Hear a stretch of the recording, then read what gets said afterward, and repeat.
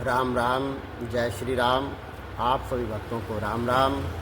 आइए, आज वामन द्वादशी है और वामन द्वादशी के दिन भगवान वामन की पूजा कैसे की जाती है और इस दिन क्या करना चाहिए, आए कथा में सुनते हैं। राम राम। जय श्री राम। शांताकारं भुजगशयनं पद्मनाभं सुरेशं विश्वाधारणं गगनसदृशं मेघवर्णं शुभांगं लक्ष्मीकान्तं कमलनयनं योगविद्यानगं विहें वन्दे विष्णुवैब्रहरणं सर्वलोकैकनाथनं पापोऽहं पापकर्णाहं पापास्तं पापसंभवं त्रायमां पार्वतीनाथ सर्वपापहरो भवः। कृष्णाय वासुदेवाय हरे परमात्मने प्रणतक्लेशनाशाय गोविन्दाय नमो नमः।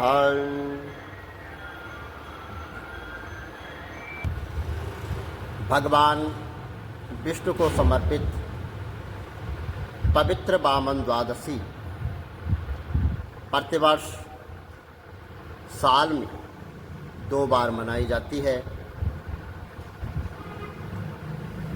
और चैत्र माह की शुक्ल पक्ष की द्वादशी तिथि को और दूसरी बार जो है, पहली बार जो है चैत्र माह की शुक्ल पक्ष की द्वादशी तिथि चैत्र माह को मनाई जाती है और दूसरी जो तिथि है वह भाद्रपद की शुक्ल पक्ष द्वादशी तिथि को मनाई जाती है। भक्तों को इस दिन उपवास रखकर वामन भगवान की स्वर्ण प्रतिमा बनवाकर और पंचोचार पूजन करके विधि विधान से भगवान विष्णु का पूजन करना चाहिए और इस स्वरूप का पूजन करने से, इन्हें वामन भगवान के स्वरूप का पूजन करने से इस व्रत के फलस्वरूप और श्री हरि के भक्तों को जीवन में संपूर्ण सुख एवं वैभव प्रदान होता है और भगवान वामन उनको वैभव प्रदान करते हैं और अपने जीवन काल की संपूर्ण यात्रा करके वह सीधे वैकुंठ धाम को जाते हैं और भगवान उनको ऐसा वरदान देते हैं। ऐसी मान्यता है कि द्वादशी तिथि पर श्री हरि के वामन अवतार की पूजा करने से मनुष्य के सभी पाप नष्ट हो जाते हैं और कहा जाता है कि यदि आप प्रतिदिन भगवान वामन को अर्पित किए हुए शहद से, उनको जो अर्पित शहद किया गया है उसका सेवन करते हैं और उसको सेवन करने से हर प्रकार के जो भी कष्ट हैं और जो भी रोग हैं उनसे जो है मुक्ति मिलती है और वामन द्वादशी के दिन विशेष पूजा व व्रत से व्यवसायिक जो आप व्यवसाय करते हैं उसमें सफलता मिलती है और पारिवारिक जो कलेश होते हैं वो दूर हो जाते हैं। आइए, वामन द्वादशी कैसे मनाई जाती है। वामन द्वादशी के अवसर पर मंदिरों में विशेष पूजा अर्चना की जाती है और इस दिन भगवान विष्णु के वामन अवतार का ध्यान किया जाता है और उनकी लीलाओं का पाठ किया जाता है। इस दिन भगवान वामन की कथा भी सुनी जाती है और इस पर्व पर वामन देव का पंचोपचार षोडशोपचार पूजन किया जाता है और इसके पश्चात इस दिन चावल, दही आदि वस्तुओं का दान करना बतलाया गया है और वो बेहद पुण्यकारी माना गया है। भगवान वामन द्वादशी का व्रत रखने वाले जातक को संध्या के समय भगवान का विधि पूर्वक पूजन करना चाहिए और भगवान वामन को लगे भोग का प्रसाद कुटुंब के सभी लोगों को अवश्य ग्रहण करना चाहिए। इससे उनकी मनोकामना सिद्ध होती है। वामन द्वादशी से जुड़ी पौराणिक कथा सुनते हैं। आइए श्रीमद् भागवत पुराण में वर्णित भगवान वामन अवतार से जुड़ी एक कथा के अनुसार जब देव और दैत्यों से यानी भगवान जब राक्षसों से युद्ध कर रहे थे और उस युद्ध में वे पराजित होने लग गए और दैत्य जो है वो अमरावती पर आक्रमण करते हैं, उस समय देवराज इंद्र भगवान विष्णु की सहायता से यानी भगवान जो है इंद्र जो है भगवान विष्णु से सहायता मांगते हैं और वे विनती करते हैं कि विष्णु जी इंद्र को सहायता करने का वो वचन देते हैं एवं कहते हैं कि असुरों का जो विनाश है उसके करने के लिए वे माता आदित्य के गर्भ से वामन रूप में जो है वो जन्म लेंगे और इंद्र को दिए गए वचन के अनुसार भाद्रपद और चैत्र शुक्ल पक्ष तिथि की द्वादशी भगवान विष्णु ऋषि जो है कश्यप की पत्नी आदित्य के गर्भ से जो है वामन अवतार के रूप में जन्म लेते हैं। यानी भादों के जो है द्वादशी तिथि को जो है भगवान वामन वो विष्णु स्वरूप में और ऋषि कश्यप की पत्नी आदित्य के गर्भ से जो है जन्म लेते हैं और वामन अवतार भगवान का रूप धारण करके वह जो है इस धरा पर आते हैं और अपने भक्तों का समस्त कष्ट जो है वो दूर करते हैं और राक्षसों से जो है देवपुरी जो इंद्र की जो है उसको छुड़वाते हैं। भगवान वामन के उपनयन संस्कार से जुड़ी एक कथा भी है।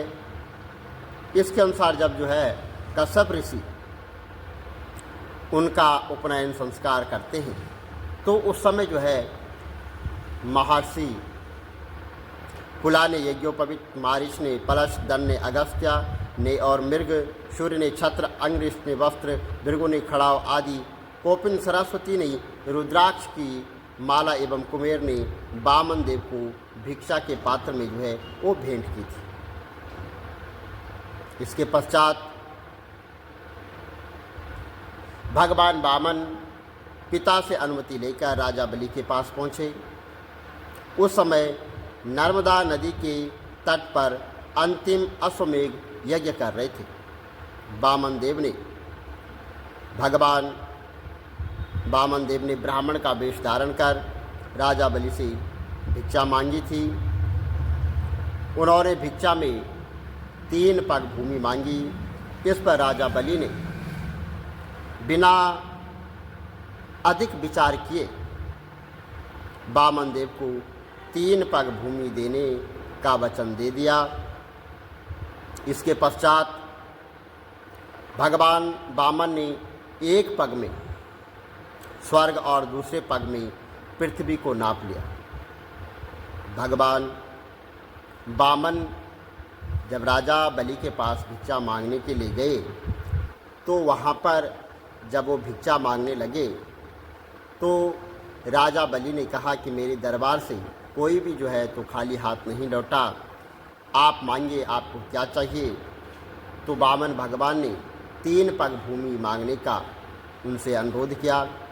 तो राजा बलि ने बोले कि आप जहाँ पर आपको उचित लगे आप 3 पग भूमि नाप सकते हैं, मैं अपने वचन से कभी पीछे नहीं हटता, आपने जो कह दिया वही सत्य होगा, आप 3 पग भूमि नाप लीजिए। तो भगवान वामन ने एक पग में जो है स्वर्ग को नाप दिया और दूसरे पग में जो है पृथ्वी को नाप दिया। अब तीसरा पैर कहाँ रखना ये जो है भगवान ने राजा बलि से कहा। जब वामन भगवान ने स्वर्ग और पृथ्वी नाप ली तो अब जो है वामन भगवान ने कहा कि तीसरा पग मैं कहाँ रखूं, ये रखना शेष है। याद देकर जो है राजा बलि वहाँ अत्यंत भावुक हो गए और आश्चर्यचकित हुए, किंतु वे अपने वचन पर अडिग थे, क्योंकि वे वचन के पक्के थे। और ऐसे में उन्होंने भगवान के आगे अपना सर रख दिया और भगवान वामन ने जैसे ही राजा बलि के सिर पर अपना पग रखा, वैसे ही वो परलोक सिधार गए। राजा बलि की वचन वृद्धता यानी वचनता पर जो है देखकर भगवान वामन अत्यंत प्रसन्न हुए और उन्होंने उसको पाताल लोक का स्वामी बना दिया। इसके अलावा उन्होंने देवताओं की सहायता कर उन्हें पुनः स्वर्ग पर जो है उनका अधिकार दिलाया, क्योंकि वहाँ पर जो है राक्षसों का अधिकार हो गया था और वहाँ से इंद्रादि सभी देवता वहाँ से चले गए थे। तो भगवान वामन जब पृथ्वी पर आए और उन्होंने राजा बलि से वचन मांगा, तो राजा बलि ने अपने 3 पग भूमि का जो वचन दिया था, तो भगवान वामन ने 3 पग में जो है, एक पग में स्वर्गलोक, दूसरे में जो है पृथ्वीलोक और तीसरे पग में स्वयं राजा बलि को ही जीत लिया। तो उन्होंने अपना सर्वस्व भगवान वामन को अर्पित कर दिया और भगवान वामन ने उनको पाताल लोक का स्वामी बना दिया, वहाँ का राजा बना दिया और पुनः उनको जो है भगवान को, इंद्रादि सभी देवताओं को स्वर्ग लोक का अधिकारी पुनः बना दिया। वामन द्वादशी के दिन अवश्य करें ये उपाय। वामन द्वादशी के दिन भगवान वामन को शहद का भोग अर्पित करें और प्रतिदिन इसका सेवन करते रहें।